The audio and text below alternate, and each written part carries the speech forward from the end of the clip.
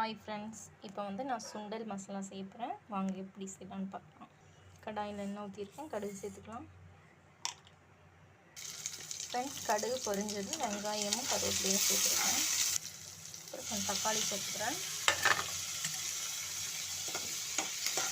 நான் வந்து 2 வெங்காயம் 1 தக்காளி சேர்த்துருக்கேன். உப்பு கொஞ்சம் சேர்த்துக்கலாம். ஃப்ரெண்ட்ஸ், இஞ்சி பூண்டு பேஸ்ட் 1 ஸ்பூன் சேர்த்துருக்கேன். கலரிக்கலாம். இப்போ வந்து மட்டன் மசாலா 1 ஸ்பூன் சேர்த்துருக்கேன். கொஞ்சமாக மஞ்சள் பொடி சேர்த்துக்கிறேன். கிளறிக்கலாம். மட்டன் பொடி வந்து சேர்த்துருக்கேன்.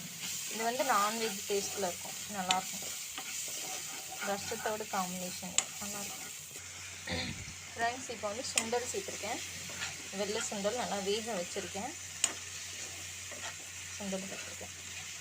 கொஞ்சமாக கறி மசாலா சேர்த்துக்கலாம்.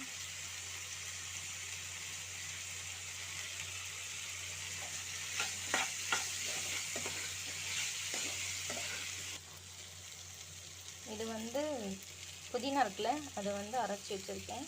காய வச்சு அந்த பேஸ்ட் அது சேர்த்துக்கலாம். ஸ்மெல் நல்லாயிருக்கும், வாசமாக. புதினா வந்து நல்லா காஞ்சதுக்கப்புறம் மிக்சியில் போட்டு பொடி பண்ணி வச்சுருக்கேன். அந்த தூள் தான் அரை ஸ்பூன் சேர்த்துருக்கேன். இந்த பொடி சேர்த்திங்கன்னா நல்லா கமன்னு வாசமாக இருக்கும். இப்போ வந்து நான் சுண்டல் அவிச்ச தண்ணியே சேர்த்துக்கிறேன். பொடிலாம் பச்சை ஸ்மெல் போகட்டும்.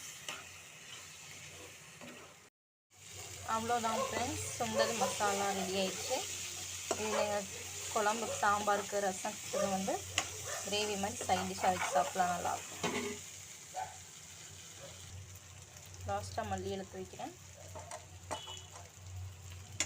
அவ்வளோதான் ஃப்ரெண்ட்ஸ். இந்த வீடியோ உங்களுக்கு பிடிச்சிருந்தா லைக் பண்ணுங்கள், ஷேர் பண்ணுங்கள், கமெண்ட் பண்ணுங்கள். ப்ளீஸ் சப்போர்ட் பண்ணுங்கள் ஃப்ரெண்ட்ஸ். அப்போ தான் என்னோடய வீடியோ உங்களுக்கு ரெகுலராக வரும். ஓகே, பாய்.